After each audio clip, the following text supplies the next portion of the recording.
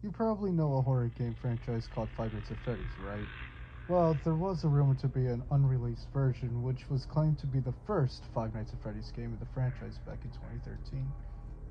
It was believed that Scott wanted to make a real horror game, unlike the other ones. And like the other horror games like Slender, Amnesia, and Outlast, then realized what mistake he made and stopped. The time I found the download and played it, it was on December 13th, 2014. While I was messing around with inspect elements in Scott's website, I decided to type in scottsgames.com/offline.exe. For some reason, random reason, but when I pressed enter, a download appeared titled Five Nights at Freddy's Zero.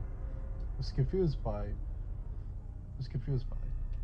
why Scott would add a download in such a random link, but I was pretty proud of myself for being the first to discover it.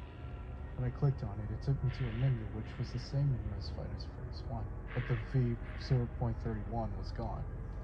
Scott Cawthon 2014, and the title was replaced with Scott Cawthon 2013 and Five Nights at Freddy's Zero. I hit new game. It didn't take me to an intro with the newspaper starting that Freddy Fazbear's Pizza needs a new night guard. In fact, it just skipped straight to the game. The security office didn't look very interesting.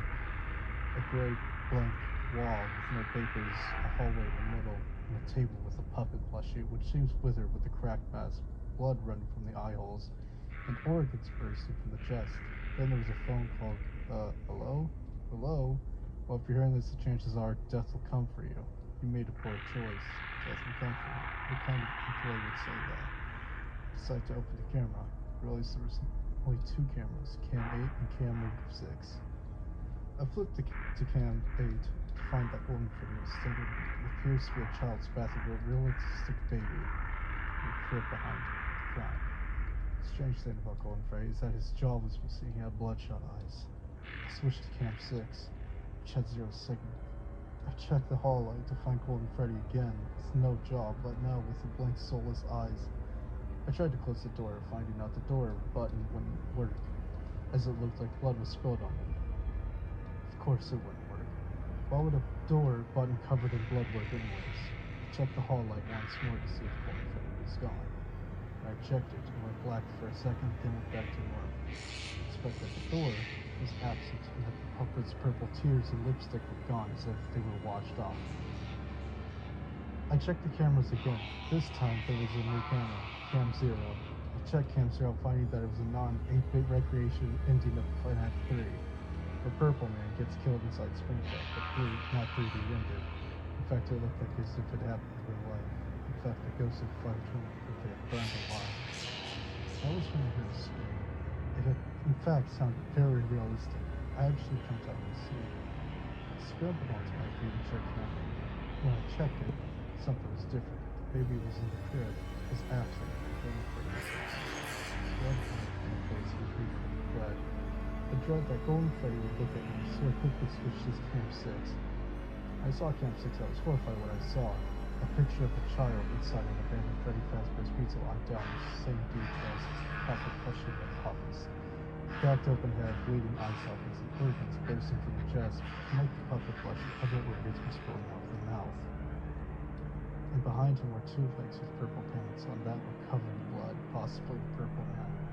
I almost vomited at that point, so I closed down the monitor, only triggering Golden Freddy's jump scare. Not the same like Golden Freddy like used in the version. Golden Freddy actually had teeth showing like the poster of Golden Freddy you would see very rarely, including the slowed down version of the screen for 1 second, until my computer crashed and went blue screen. At that point, all I saw from the corner of my eye would look like a bloody, jawless Golden Freddy. I looked at where he was standing, but I saw nothing. I looked back at my computer screen, which was still on the BSOD. I tried restarting, but I got the same blue screen meaning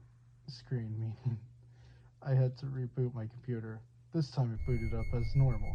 That's when I got to the Windows 7 startup in the middle of that. In the middle of the same Golden Freddy jump scare appeared.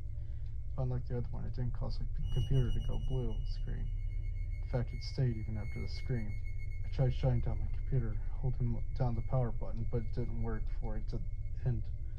It stayed for 2 minutes, then it finally went to my desktop. This time, there was a notepad on my desktop. It had no name. I opened it, only to find that it said, "Can you guess who I am?" Blood drained from my face. I deleted the text file and emptied my recycle bin. Last night, when I was about to enter my bedroom, I saw the same figure running through the hallway.